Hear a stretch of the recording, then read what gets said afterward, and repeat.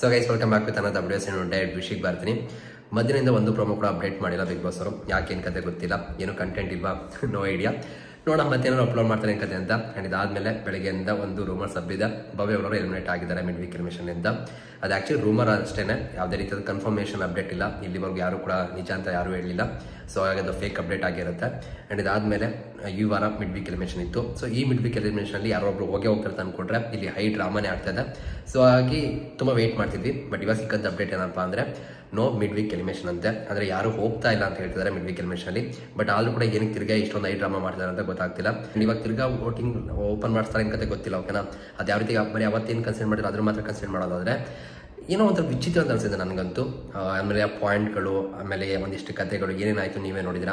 ಜೊತೆಗೆ ಒಂದಿಷ್ಟು ಐ ಡ್ರಾಮಾನೇ ಆಯಿತು. ಈಗ ಸುಮ್ಮನೆ ಸಿಂಪಲ್ ಆಗಿದ್ದ ನೋಡ ತಪ್ಪು ಮಾಡಿದಾಗ ಆಟದಿಂದ ಆಚೆನೇ ಇಟ್ಬಿಟ್ರು ಮುಗ್ದೋಗ್ತಿತ್ತೇನೋ, ಅಥವಾ ಅವ್ರ ಪಾಯಿಂಟ್ನ ಜೀರೋ ಮಾಡಿರೋದ್ರು ಖುಷಿ ಆಗ್ತಿತ್ತು ನಮಗೆ. ಸುಮ್ಮನೆ ಅವ್ರನ್ನೂ ಕೆಟ್ಟವ್ರು ಮಾಡಿ ಇವರು ಕೆಟ್ಟ ಹೆಸರು ತಗೊಂಡು ಸುಮ್ಮನೆ ದೊಡ್ಡ ಐ ಡ್ರಾಮಾ ಕ್ರಿಯೇಟ್ ಮಾಡುವಂತ ಅನ್ಸುತ್ತೆ. ಒಟ್ಟಿನಲ್ಲಿ ಈ ಸೀಸನ್ ಸ್ವಲ್ಪ ತುಂಬ ವಿಚಿತ್ರ ನಡೀತಿದೆ. ಅದ್ರೂ ಕೂಡ ನೋ ಮಿಡ್ ವೀಕ್ ಎಲಿಮಿನೇಷನ್ ಅಂತ ಆಯಿತು ಅಂದರೆ ಈ ಸಲ ಸಿಕ್ಕಾಪಟ್ಟೆ ಫ್ರಾಂಕ್ ಎಲಿಮಿನೇಷನ್ಗಳಾಗಿದೆ. ಜನಕ್ಕೂ ನೋಡಿ ಅದನ್ನು ಬೇಜಾರೇ ಆಗಿಬಿಟ್ಟಿದೆ ಅಂತಲೇ ಹೇಳ್ಬೋದು. ಆ್ಯಂಡ್ ಜೊತೆಗೆ ಈ ವಾರ ಈ ಮಿಡ್ ವೀಕ್ ಎಲಿಮಿನೇಷನ್ ಇಲ್ಲ ಅಷ್ಟೇ. ಬಟ್ ಇಲ್ಲಿ ವೀಕೆಂಡ್ ಎಲಿಮಿನೇಷನ್ ನಡೀತದೆ, ಅದರಲ್ಲಿ ಇಬ್ಬರು ಹೋಗ್ತಾರಂತೆ. ಸೊ ಅವರಿಬ್ರು ಯಾರಾಗಿರ್ಬೋದು ಕಮೆಂಟ್ ಸೆಕ್ಷನ್ ತಿಳಿಸಿ, ಇಂಟ್ರೆಸ್ಟಿಂಗ್ ಆಗಿರುತ್ತೆ.